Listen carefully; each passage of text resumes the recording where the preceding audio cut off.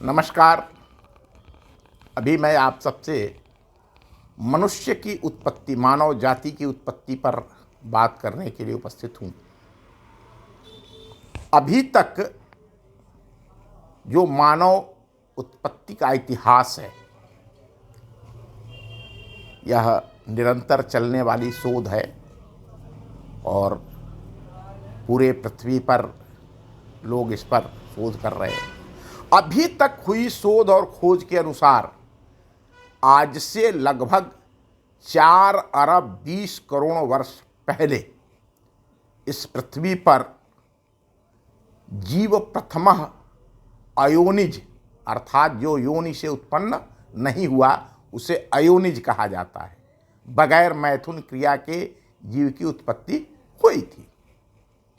अपने आरंभिक काल में जीव अयोनिज स्वरूप में एक कोशिका, सेल के रूप में, जिसे इंग्लिश में सेल कहते हैं, हिंदी में कोशिका कहते हैं, एक कोशिका के रूप में उत्पन्न हुआ।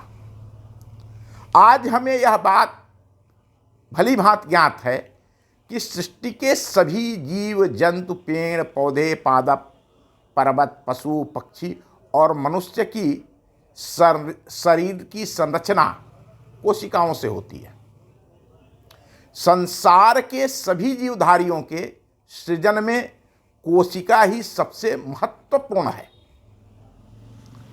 इस पृथ्वी के सभी बड़े बड़े शरीर वैज्ञानिक और चिकित्सक इस विषय पर अध्ययन अनुसंधान कर रहे हैं।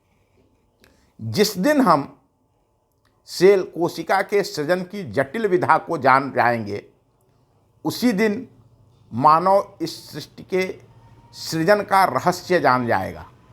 अर्थात जिस दिन हमारे वैज्ञानिक कोशिका, सेल निर्मित कर लेंगे, वो ईश्वर हो जाएंगे। आइए हम इस ईश्वरीय आध्यात्मिक तथ्य का वैज्ञानिक विश्लेषण करते हैं। इस सृष्टि के सभी जीवधारी प्राणियों का यह अनिवार्य लक्षण है कि वह अपनी परिस्थिति में जितने रासायनिक उपादान पदार्थ को प्राप्त करते हैं, सभी को अपने जटिल सादृश्य में परिणित कर लेता है। इसे थोड़ा सरल शब्दों में मैं आप सबको बताता हूँ। इस पृथ्वी पर नाना प्रकार की पारिस्थितिकी है। कहीं बहुत गर्मी है, कहीं बहुत ठंड होती है, बर्फ़ होती है, कहीं बहुत बरसात होती है। लेकिन इस वातावरण में भी वहाँ पर पेड़ पौधे, पशु पक्षी और मनुष्य अपने को ढाल करके अनवरत अपना क्रमागत विकास करता है। जहाँ बर्फ पड़ती है वहाँ भी जीव होते हैं, वहाँ भी पेड़ पौधे होते हैं। और इन सारी पारिस्थितिकियों के बीच जीव अपने क्रमागत विकास को आगे बढ़ाता है। यह परिणयन, पाचन और विसर्जन की प्रक्रिया निरंतर चलती रहती है। वातावरण के साथ अनुकूलन तो जीव को उत्पत्ति से ही प्राप्त हो जाती है। इसमें पाचन की प्रक्रिया जल्दी होती है और विसर्जन की प्रक्रिया थोड़ी देर से होती है। प्राणी पादप के शरीर में अपापचयन प्रक्रिया से बढ़ता हुआ आयतन एक सीमा के बाद रुक जाता है। यह एक सामान्य प्रक्रिया है। जैसे पेड़ हैं, पौधे हैं या मनुष्य ही है, तो उसकी हाइट, उसकी मोटाई एक आयतन के बाद रुक जाती है।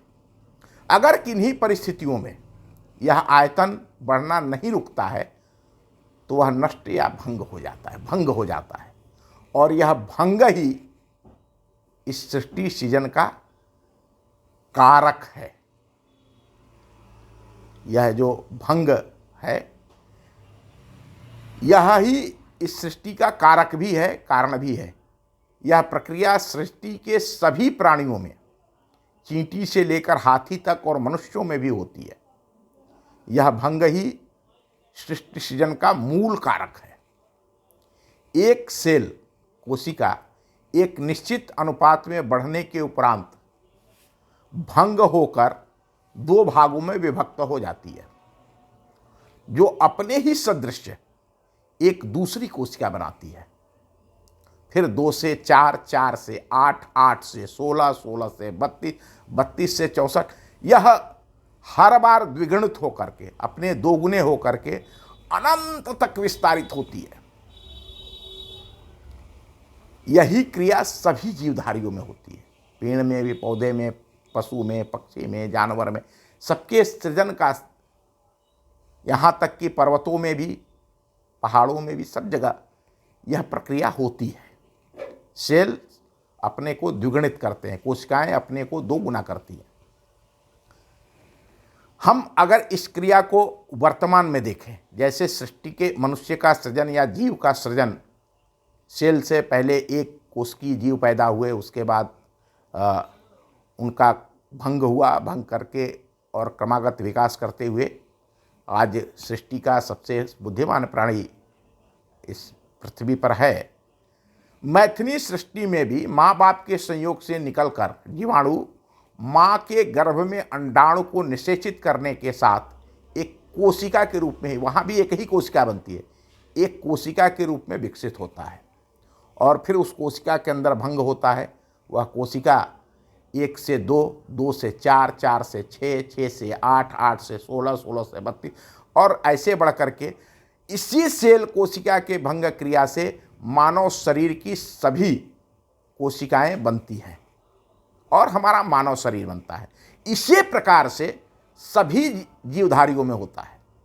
यह मानव उत्पत्ति का इतिहास आपको कैसा लगा?